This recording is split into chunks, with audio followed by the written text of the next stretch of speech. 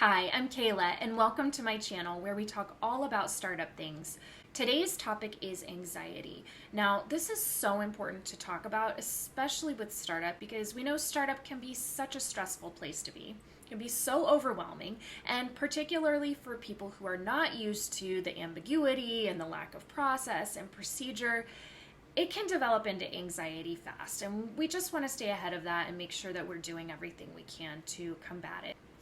Now, if you ask me, the perfect recipe for anxiety is you take a messy startup, you add in a little bit of remote work, and you mix in a type A project manager, and if you're not careful, you'll probably get some anxiety. Now, your project manager, I think, is especially prone to this just because personalities of these type of people is usually you've got like a type A person who really likes process and procedure, and it just may be more difficult for them to exist in a startup that is ambiguous and sort of all over the place.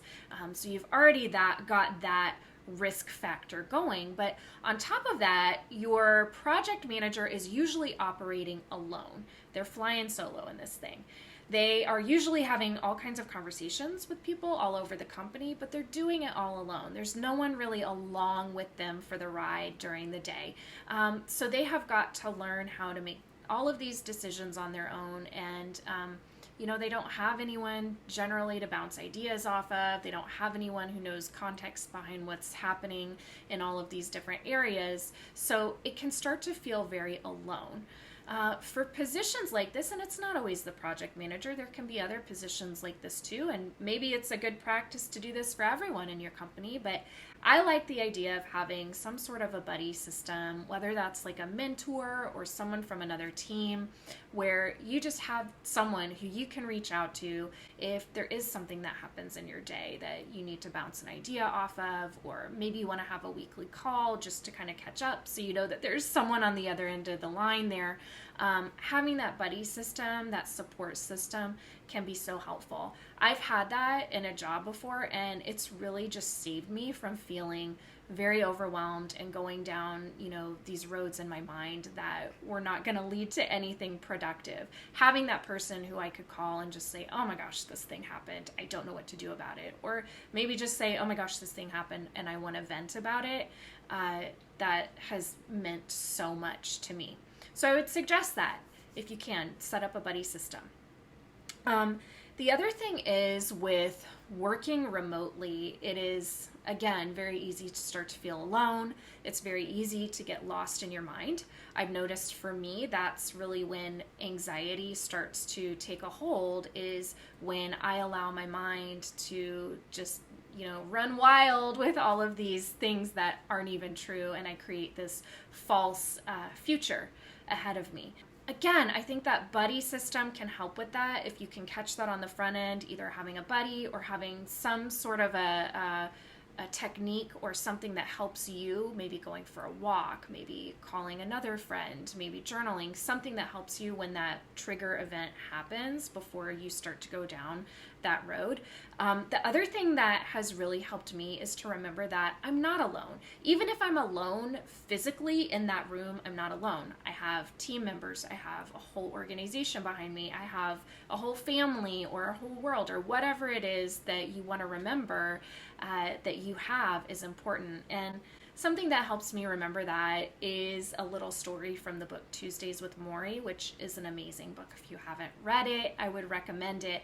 But in the book, Morrie tells a little story, and I'll just give a synopsis of the story. The story is about a little wave, and the little wave is bouncing along in the ocean, having a good time, woohoo! And it starts to get closer to shore, and it sees all these other waves crashing against the shore. And the little wave starts to get worried. Another wave rolls up next to him, and he's like, hey, what's wrong? Why are you freaking out? And the little wave is like, look, I'm going to crash just like all those other waves. And the wave that pulled up next to him said, no, you don't understand. You're part of the ocean.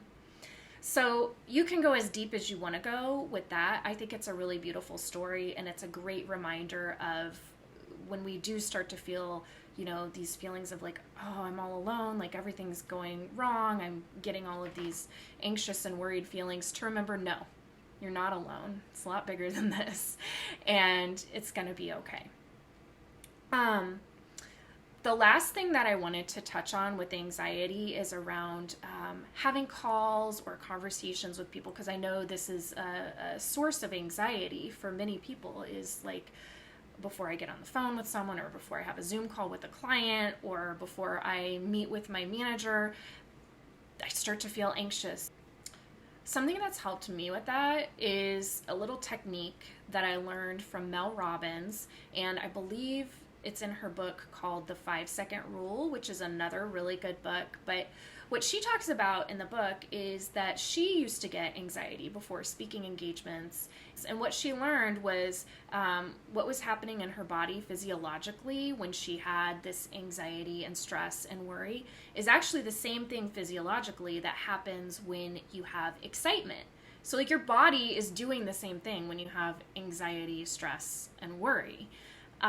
It's just about what our brain chooses to label it. So she started to tell herself, instead of saying, I'm so worried, I'm so anxious, I'm so nervous, she would say, I'm so excited, I'm so excited, I'm so excited, until she could retrain her brain and really just reframe those experiences to think of them as exciting instead of nervous or worrisome. So that's really helped me when I feel nervous or anxious before these meetings. I now think of it like, no, I get to meet someone new, or I get to hear a different perspective, or just have a new conversation, learn something new from people. And it's all about really what it is that we tell ourselves. If you have any tips you'd like to share, I'd love to see them in the comments. Thanks for watching. I'll see you next time.